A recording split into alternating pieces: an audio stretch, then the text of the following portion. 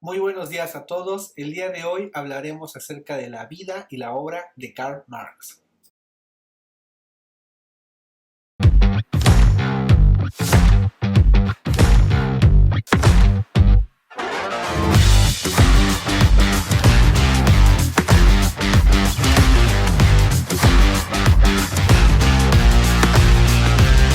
Music licensing reimagined.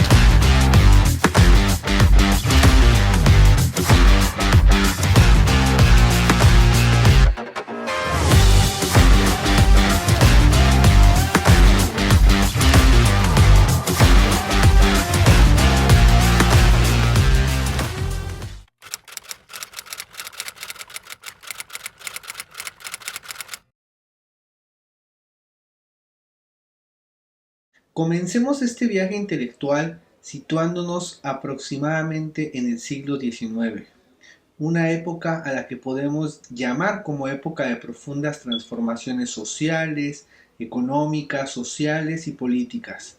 Nos encontramos en plena revolución industrial. Esto significa que las fábricas surgen como símbolos de progreso, pero también como espacios de explotación.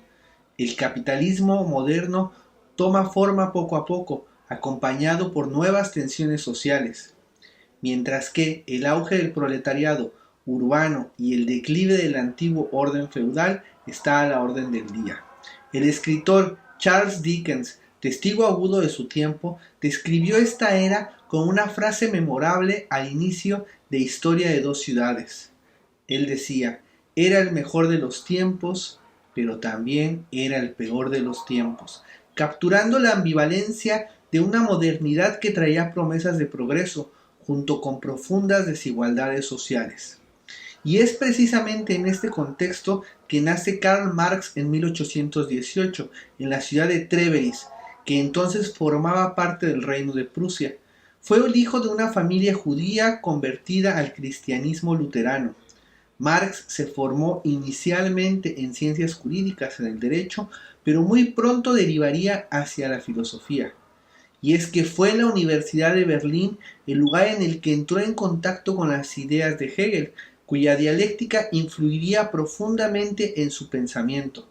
Aunque, cabe decir, Marx reinterpretaría todos estos pensamientos de Hegel desde una perspectiva materialista. La influencia de Hegel en Marx es muy profunda, pero también es paradójica. Hegel, por ejemplo, veía la historia como la manifestación progresiva del espíritu absoluto, un proceso en el cual la libertad humana se desplegaba a través de la razón y el Estado.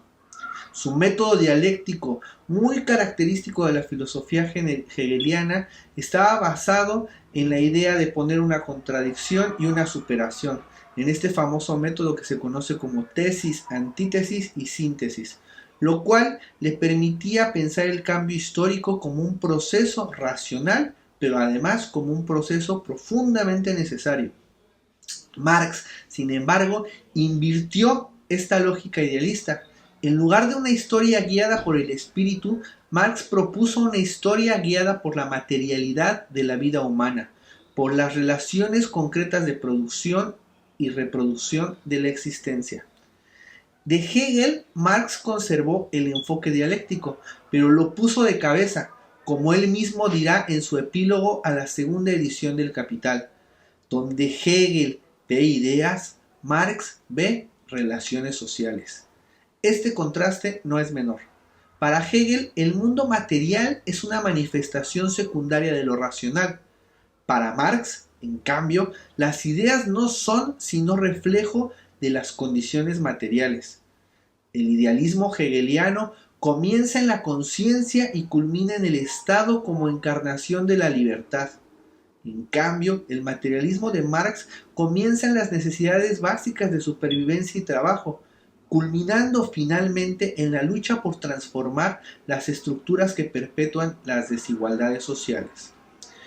En otras palabras, podemos decir que mientras Hegel ofrecía una filosofía de la reconciliación, Marx proponía, en cambio, una filosofía de la revolución y de la transformación social. La vida de Marx fue una lucha continua contra la represión política y la censura. Por sus ideas revolucionarias fue expulsado de varios países europeos. Vivió exiliado en París, en Bruselas y finalmente en Londres, lugar en el que pasaría la mayor parte de su vida. Ahí vivió en condiciones de pobreza junto a su esposa y sus hijos, apoyado económicamente por su inseparable colaborador y amigo Friedrich Engels, hijo de un industrial que también abrazó la causa comunista. Pero hay que decirlo y es muy importante, Engels no fue solamente un mecenas ocasional de Marx, sino que fue un coautor intelectual en toda regla, ya que juntos redactaron uno de los documentos que han tenido mayor impacto en la historia del mundo, el manifiesto del Partido Comunista de 1848. Pero además de todo esto, además de ser coautores de este texto, también compartieron una visión crítica y materialista de la historia y del capitalismo. Engels aportó un conocimiento directo de las condiciones laborales en las fábricas británicas, plasmado en su obra La situación de la clase obrera en Inglaterra, la cual influenció notablemente la mirada empírica de Marx sobre la explotación capitalista. A lo largo de los años, Engels también se encargaría de la edición póstuma de los tomos 2 y 3 del Capital, lo que pone de relieve o de manifiesto esta dimensión colectiva y fraternal, tanto de su proyecto teórico como de su proyecto político. Finalmente, durante su exilio, Marx participó activamente en organizaciones obreras como la Liga de los Comunistas y la Primera Internacional, pero sobre todo dedicó su vida a la escritura y al análisis profundo del capitalismo como sistema histórico y social. Hablemos ahora un poco acerca de la obra principal y de los fundamentos del pensamiento de Karl Marx. Marx no solamente debe ser considerado como un crítico del capitalismo, también debe ser considerado como un pensador sistemático que trató de comprender las leyes históricas que parecen regir la sociedad. Su obra se despliega en diferentes momentos y registros, desde la filosofía política hasta la crítica de la economía. Aquí en particular para este video abordaremos tres textos fundamentales. En primer lugar, los manuscritos económicos filosóficos de 1844, el manifiesto del Partido Comunista de 1848 y el Capital de 1867. Hablemos entonces en primer lugar de este texto del 44 de los manuscritos económicos y filosóficos y tratemos de repensar qué nos decía Marx acerca de la alienación y el humanismo. En sus escritos económicos filosóficos, Marx abordó la condición del trabajador en el capitalismo desde una perspectiva profundamente humanista, influido tanto por Hegel como por el filósofo Feuerbach. El joven Marx sostuvo que el trabajo debería ser una actividad libre y creadora, pero en el capitalismo tiende a convertirse en una fuente de alienación.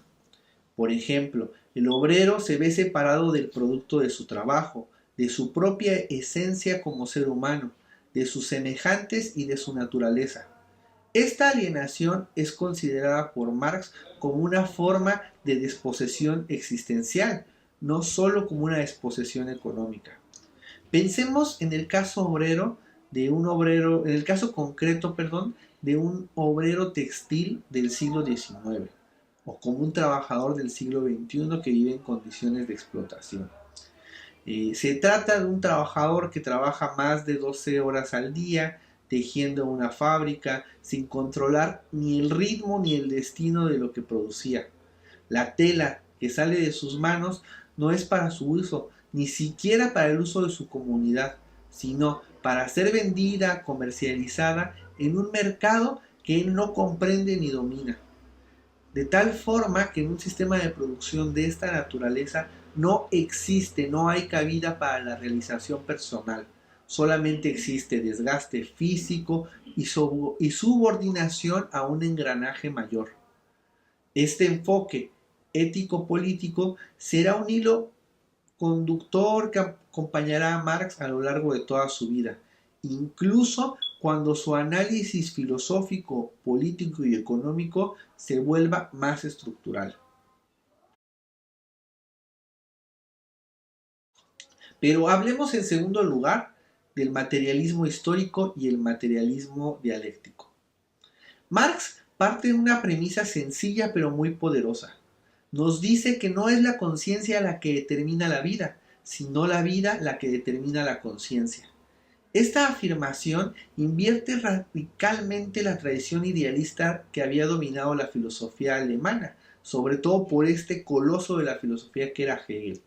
Mientras que para pensadores como Hegel, la historia puede ser considerada como el despliegue de la razón y de las ideas a lo largo del tiempo, Marx plantea que son las relaciones concretas de producción, el trabajo y las condiciones materiales las que dan forma, las que configuran la conciencia humana.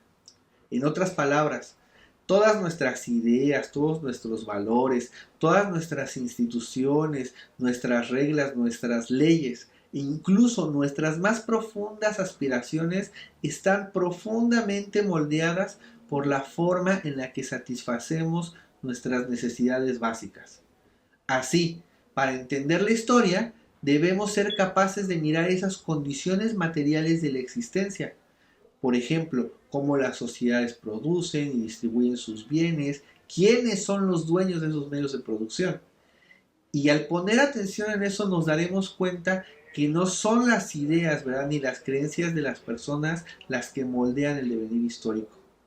Este enfoque de Marx no niega la importancia del pensamiento, pero lo inserta en una red de relaciones prácticas y sociales, históricas e intelectuales que lo condicionan.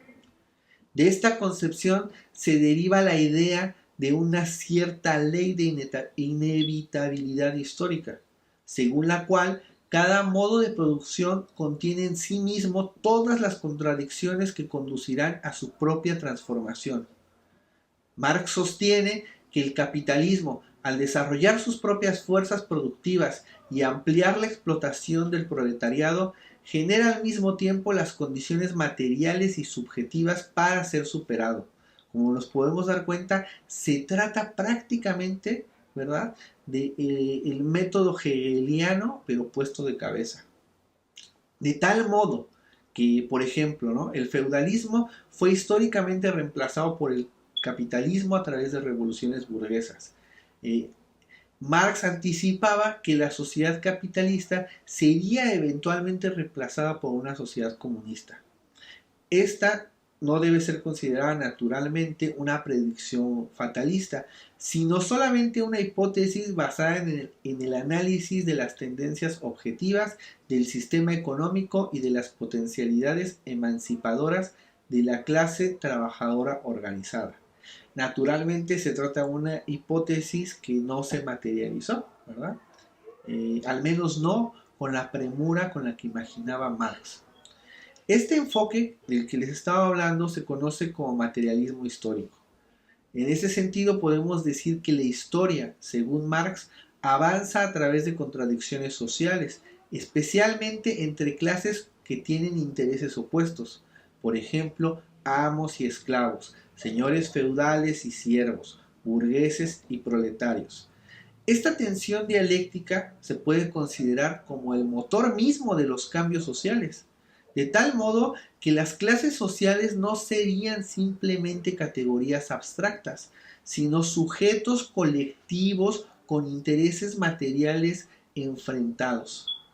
Por poner otra vez un ejemplo, en la Inglaterra del siglo XIX, los propietarios industriales buscaban a toda costa maximizar sus beneficios, reduciendo los salarios y extendiendo jornadas laborales.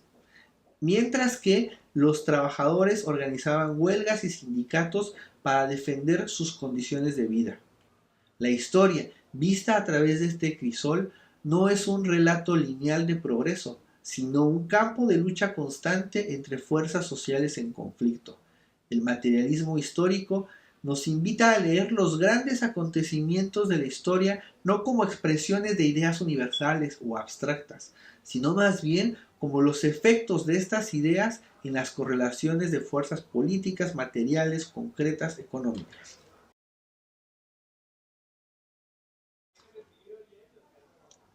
En tercer lugar, tenemos la teoría del valor trabajo. En su crítica a la economía política clásica, de autores como Smith, Ricardo, Karl Marx desarrolla la teoría del valor trabajo. Para él, el valor de una mercancía depende de la cantidad de trabajo socialmente necesario para producirla. Esta teoría trata de desmontar la idea liberal de que el intercambio en el mercado es justo por definición, la mano invisible de Adam Smith. Marx muestra, en cambio, que en el núcleo de la producción capitalista existe una relación desigual, ¿verdad? El capitalista, por ejemplo, compra la fuerza de trabajo por un salario que equivale solamente a una parte del valor que el trabajo de este trabajador genera a lo largo de su jornada. De tal forma que la diferencia entre el valor creado y el salario pagado al trabajador debe considerarse como la plusvalía, ¿verdad? Esta plusvalía sería aquello de lo que el capitalista se apropia como ganancia, pues por el emprendimiento. De tal forma que incluso sin coacción física, el sistema económico se basa estructuralmente en una forma encubierta de explotación.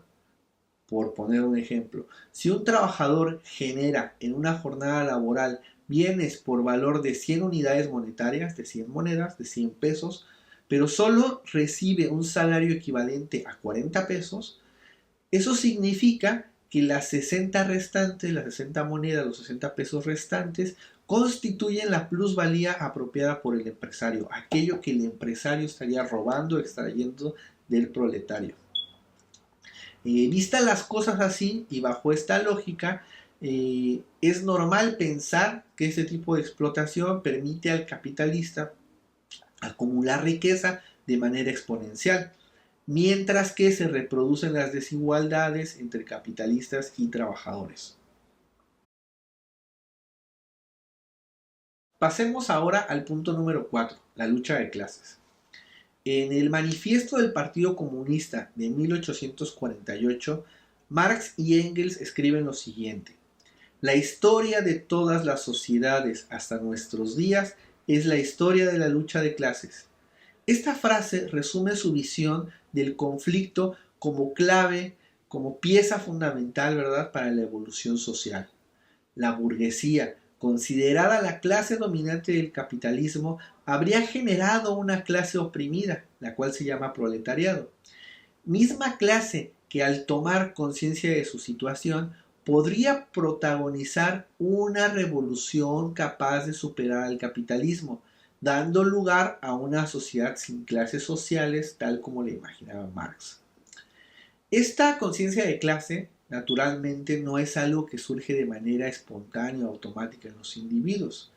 Por el contrario, requiere un proceso colectivo de organización, reflexión y confrontación con la ideología dominante, en este caso con la ideología burguesa, ¿verdad? En palabras de Marx, el proletariado pasa de ser una clase en sí, que es definida por su lugar en la estructura económica, para convertirse en una clase para sí. Es decir, a través de la conciencia de clase, el proletario es capaz de reconocerse como sujeto histórico y por tanto puede actuar políticamente para transformar su realidad. Esta lucha no debe considerarse naturalmente como algo meramente teórico, ¿verdad?, escrito sobre letras de oro. Por el contrario, se manifiestan movimientos sociales muy específicos, como son huelgas, revueltas y demandas concretas para mejorar las condiciones laborales y los derechos políticos de los proletarios. Por poner otra vez un ejemplo, las revoluciones de 1848 en Europa fueron un laboratorio vivo del conflicto entre el viejo orden aristocrático, la burguesía ascendente y un proletariado emergente que comenzaba a articular su voz colectiva por primera vez de una forma organizada. Marx entendía en este contexto que la lucha de clases no solamente causaba efectos económicos, sino que a su vez, al afectar toda esta infraestructura era capaz de generar impactos a nivel cultural, en el derecho y también, ¿por qué no?, en las formas de conciencia o la forma en la que se crean identidades, ideologías en los colectivos sociales. Por eso es necesario decir que en este marco de interpretación el comunismo no es visto como una utopía abstracta, como era visto por ejemplo en la República de Platón, sino más bien como la expresión plenamente consciente de un proceso histórico que para Marx se encontraba en ese momento ya en curso y significaba básicamente la posibilidad de que los oprimidos se convirtieran en protagonistas de su propia emancipación. Hablemos un poco acerca del impacto y de las controversias que ha generado el pensamiento de Marx. Las ideas de Marx han tenido un impacto inmenso en la historia contemporánea. Por una parte han inspirado revoluciones, como la Revolución Rusa de 1917. Por otra parte, dieron forma a partidos comunistas en todo el mundo, por ejemplo, el Partido Comunista Chino, así como de movimientos anticolonialistas y de liberación nacional a lo largo de todo el siglo XX. En lo que se refiere al aspecto político y jurídico, podemos decir que Marx es el precursor, el iniciador de una crítica radical, profunda al Estado liberal. Marx consideraba al Estado liberal como una herramienta de opresión al servicio de la clase dominante, en este caso al servicio de la burguesía industrial, ¿verdad?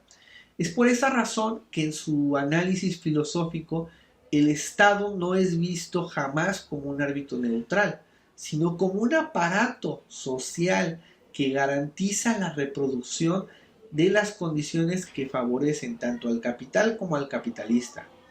De tal modo, y bajo esta perspectiva, el derecho nunca podría considerarse como un producto neutral, un producto de las ideas o de las creencias de las personas, sino que debe considerarse como una construcción histórica que refleja y refuerza la correlación de fuerzas entre clases sociales.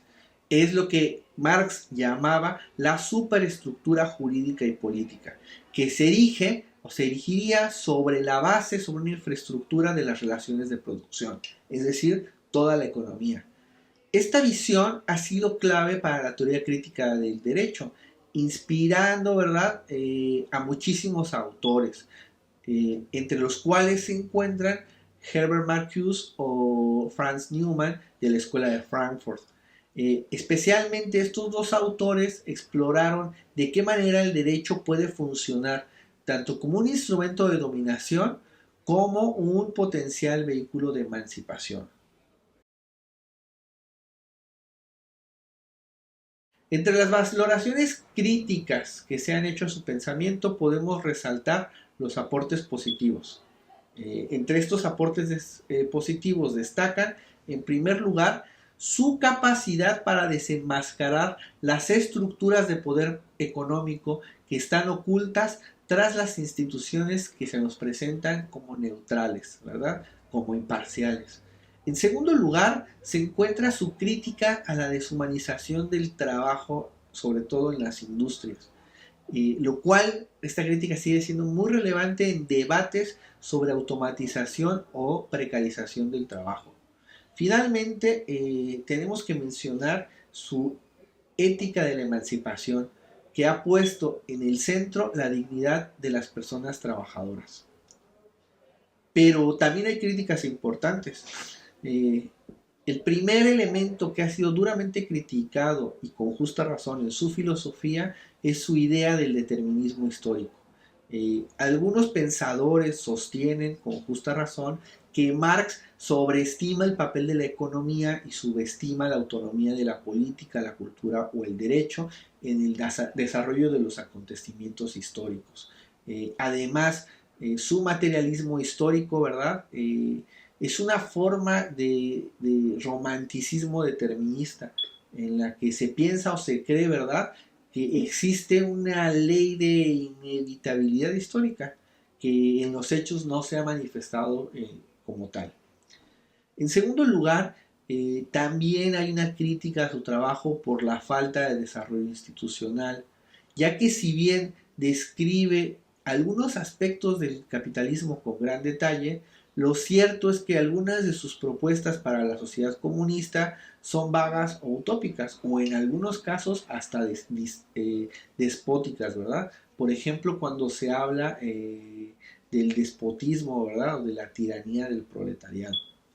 Finalmente, y posiblemente la crítica más común a su pensamiento, es que ha generado muchas derivas autoritarias, de tal forma que existen formas de gobierno, regímenes, estados, grupos políticos que se autodenominaron como marxistas, por ejemplo la URSS bajo Stalin, y que incurrieron en prácticas represivas, que en realidad lo que hicieron fue traicionar el ideal emancipador de Marx. Por lo tanto, no pueden atribuirse directamente a él, pero sí se consideran como inspiradas en su pensamiento. Hagamos una breve reflexión final, preguntándonos si Marx sigue vigente hoy en día. Y lo que a mi parecer es obvio es que el siglo XX nos mostró algunos límites, ¿verdad?, en las aplicaciones del marxismo. Sin embargo, las preguntas que él planteaba siguen profundamente vivas. Por ejemplo, ¿quién controla los medios de producción? ¿Cómo se distribuye la riqueza en la sociedad? ¿Qué sentido tiene el trabajo en nuestras vidas? ¿Qué implica realmente vivir o crear una sociedad justa? ¿Acaso los dueños de producción condicionan la forma en la que se escriben y se interpretan las leyes? Y si es así, ¿hasta qué punto? Y claro, una idea muy importante, una pregunta muy importante es, ¿qué podemos hacer con la mayoría de nosotros que no somos dueños de medios de producción, ¿verdad? Para cambiar este estado de cosas. En un mundo marcado también por la creciente desigualdad, la precarización del empleo y la crisis ecológica causada en parte por una lógica capitalista del crecimiento ilimitado, el pensamiento de Marx ofrece herramientas críticas que pueden ser valiosas para entender y transformar nuestra realidad. Un caso especialmente revelador es la República Popular China, lugar en el que el Partido Comunista ha reivindicado formalmente a Marx mientras ha introducido reformas de mercado que, en la práctica, ha generado una economía híbrida. China nos ofrece un laboratorio muy complejo y muy rico, ¿verdad? En el que se combinan la planificación estatal, el autoritarismo político, con altos niveles de crecimiento económico, competitividad global y profundas desigualdades sociales. Algunos interpretan este modelo como una forma de socialismo con características chinas, otros como una contradicción estructural entre retórica marxista y práctica capitalista del Estado. Sea cual sea la valoración, el caso chino nos plantea nuevas preguntas cruciales sobre la vigencia del marxismo como guía para la acción política en el siglo XXI. No se trata naturalmente de repetir dogmas, sino de recuperar su espíritu crítico, su método de análisis y su compromiso con la justicia social. Muchas gracias. Arrivederci. A primera vista, los pitufos, esos simpáticos seres azules que viven en un bosque encantado, parecen solamente un producto inocuo para entretener a un público infantil. Sin embargo, bajo su apariencia inocente, la serie ha sido objeto de interpretaciones ideológicas que vinculan su narrativa con una utopía comunista como la creada por Marx. Esta lectura no es naturalmente oficial, ni es unívoca, pero ha sido debatida en círculos académicos y culturales desde hace décadas. En la aldea pitufa no existe propiedad privada. Todos los pitufos trabajan por el bien común, visten igual, reciben según sus necesidades y contribuyen según sus capacidades. El líder, Papá Pitufo, actúa más como una figura paternalista que como un tirano, pero su autoridad es incuestionable. La planificación económica y social es centralizada y no hay evidencia de una moneda o de la existencia de clases sociales entre los pitufos. En cambio, Gargamel, el antagonista, ha sido interpretado por algunos analistas como una caricatura del sistema capitalista o de las fuerzas externas que amenazan la armonía socialista. Su motivación principal, según varias versiones, es capturar pitufos para convertirlos en oro, lo que lo vincula con la codicia y la alquimia como símbolo de acumulación de riqueza. Curiosamente, Gargamel es también representado como un monje caído o parodia de clérigo medieval. Su atuendo nos recuerda a una sotana y vive en un entorno aislado, como un eremita oscuro. Esto sugiere una crítica sutil a la religión institucionalizada como fuerza reaccionaria, aunque esta lectura varía según la época y la edición. Estas capas simbólicas no necesariamente reflejan la intención consciente de su creador, Pello, pero revelan cómo incluso las narrativas infantiles pueden ser interpretadas como espejos culturales, cargados de ideología, a menudo sin que sus espectadores lo adviertan. En cierto modo, la caricatura de los pitufos es un guiño a Karl Marx.